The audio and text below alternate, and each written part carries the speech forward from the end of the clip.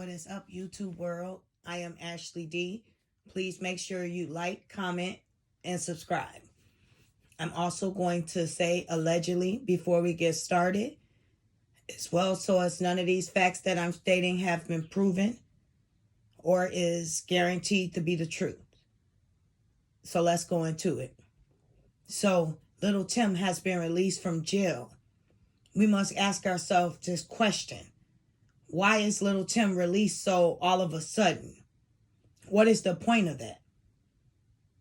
Could he possibly snitched on NBA Young? Did they tell this man, we need a big fish? We need someone big. And when I say they, that means the forces be that's behind everything.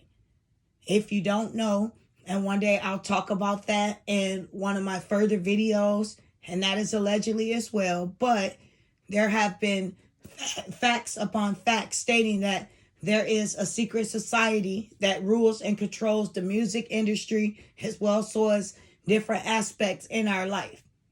They are the ones who predict as far as even the weather, the current events that's going to happen and what's not going to happen. But Lil Tim being released from jail, I feel as though it's possibly a distraction away from the fact that something is getting ready to happen drastic, or away from the attention of NBA Youngboy being locked up. And we have to go look at situations and see them for what they are. Instead of going with our eyes half closed or eyes wide shut, we need to open our eyes and see the reality and for what it is that's around us. This man was released from jail all of a sudden, out of nowhere. Now, we had Nipsey Hussle, who was killed last year. Another rapper, Eric Holder. We hear nothing about his case. But Lil Tim gets bail, and we saw on tape as well, up close, him shooting down King Von. Is this a coincidence, or is this possibly to sabotage something? Did Lil Durk bail him out? You know what's funny? Everyone is such a Lil Durk fan. But we saw video after video and evidence after evidence, allegedly, proving that this man had much love for King Von as he did anyone else. You can look in Lil Durk's eyes and you see nothing is there. That man is soulless. So the question is, he's a gangster, he's this and he's that. Gangsters move in silence. But at the end of the day, they will express their emotions and their pain if it was real and it was genuine.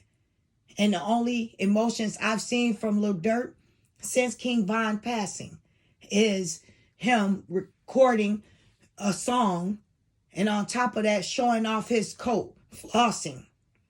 And then saying, rest in peace, King Von. That's it. But that was his twin, his brother, supposedly, that he called him. Y'all was supposed to be best friends. It seems fishy to me. When you have FBDG Duck made a rap song, and he made sure, in a way, whether him and King Von were into it, whatever the case was, he put that out there to let King Von know the reason Lil Durk had for him and what was behind him wanting him here. So you have to ask yourself the question. All these chips have slowly fallen into place. It's chess, not checkers. After Lil Durk wrote that song and it was put out there, he was gunned down shortly after that. And we have to ask why. Was it to silence him? Or was it because he went against the code? He wasn't supposed to speak out. When you get down with these people and you make a certain amount of money, they proposition you. And you decide whether or not you want to go in that direction, which from what I've heard, selling your soul so you make more money. You sacrifice someone you love and you care about, or you just continue to be a mainstream regular artist. That's why a lot of these rappers, underground people, they go unheard of plenty of times because they don't sell out. And not only did Lil Durk bring King Von here, but we also heard that he ripped King Von off with money, allegedly. He wasn't giving him his money that he was making. And on top of that, when you see that court tape, you can clearly see the frustration in King Von's face. And Lil Durk was laughing as though everything was funny because he knew he was going to get off. He already had a plan in motion. King Von was worried because of what might have been said. And he's saying, speak up. You know I didn't shoot. Tell your lawyer. Why is she letting them blame this on me? Allegedly.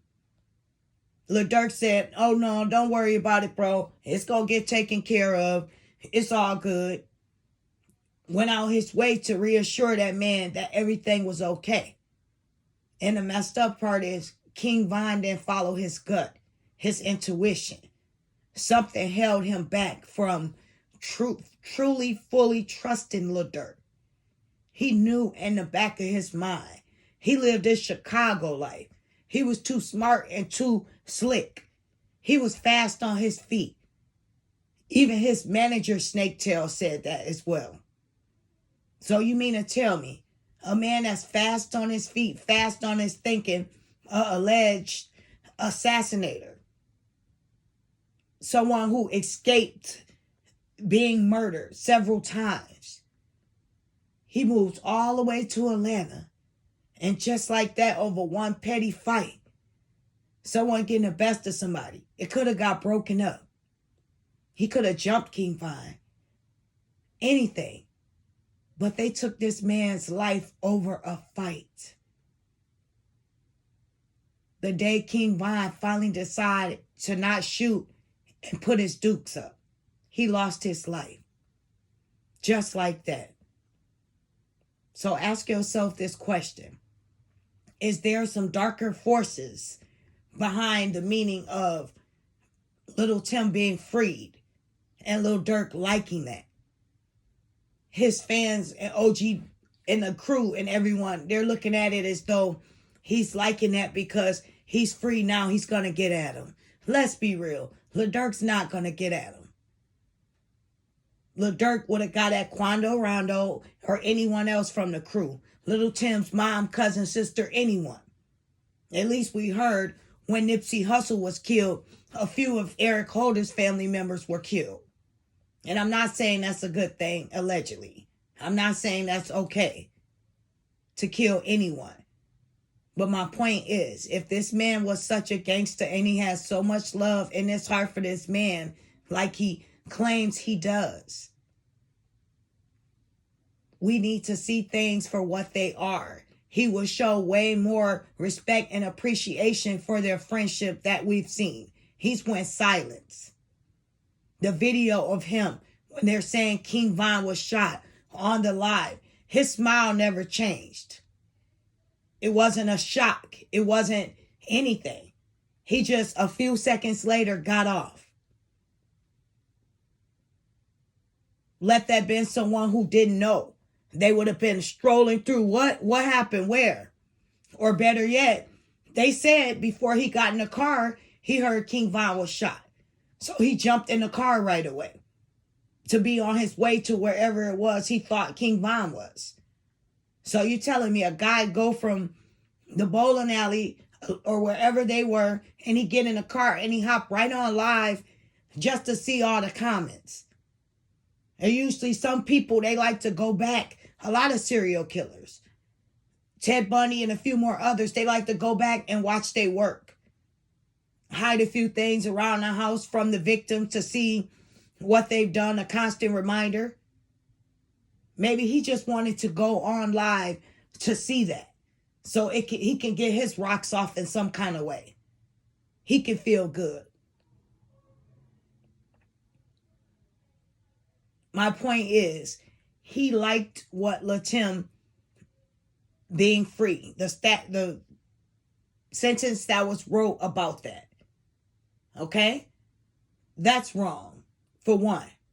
For two, he had the nerves to buy out, allegedly, tickets from Quando Rondo. We have to think of things for what it is. Any little thing he does, we give him a pass and we say, oh, he's just doing that just so he will look stupid. Whether he did that or not, he bought the stadium out, okay? He gave that man money. He put money in that man's pocket. He could have found a better way to come up with busting Quando bubble besides put money in his pocket. King Von had the odds against him. He was just a Chicago dude. He moved too fast. And Lil Durk know he had to move strategically when it came to King Von street smart thinking. Because King Von was smart on his feet. And Lil Durk knew he had to graze. He had to stroke. He couldn't come on too strong. He had to be smooth and mellow about it just enough to get King Von to trust him. And I guarantee you, it was so many people from his block telling him how shiesty Lil Durk was. He felt that in his heart and his soul. And he tried to distance himself from him. But at the same time, it was deeper than what we think. He had contracts and money situations probably tied in with this man still. They had a court case. I guarantee you, Lil Durk knew that once that court case was over, King Von was going to be done with him. So we have to ask ourselves this question. Was King Von sacrificed? And Lil Tim, the plant guy. Go along with it, Lil Tim, allegedly. So you're not going to really do any time. King Von is dead. It's going to go to stand your ground law. Just stay in there for a while. You'll be out. You'll be good. Who knows? Who knows? At the same time, was it a blood sacrifice? He got a song out after that. Everybody's watching to see what he's going to do next, what moves he's going to make, what's going to happen to the people that hurt King Von. So yes, his numbers are going up. So I ask you this thing. When you're looking at a situation, see it for what it is. Is this another distraction to take away from NBA Youngboy and what's going on with him? Or better yet, something else that's going on in the world that's going to happen. And this situation just overshadowed it because everyone is focused on what's going to happen to Lil Tim. Nothing. Nothing at all. The same thing that's happened to Quando and a few more other people. Not a thing. So just dissect the situation for what it is and don't let them play you like a fool. Do not let them continuously to have you thinking like a fan. Think with your common sense. Think with the knowledge that you see in front of you. That's like reading a book front to back. The chapter. You read everything about this book. But yet, you still feel like you're missing details from it. You feel like it could be more. No, you read the book. The facts are there. The facts are in front of you. You see what is exactly in this book. Have a good one. I'm done.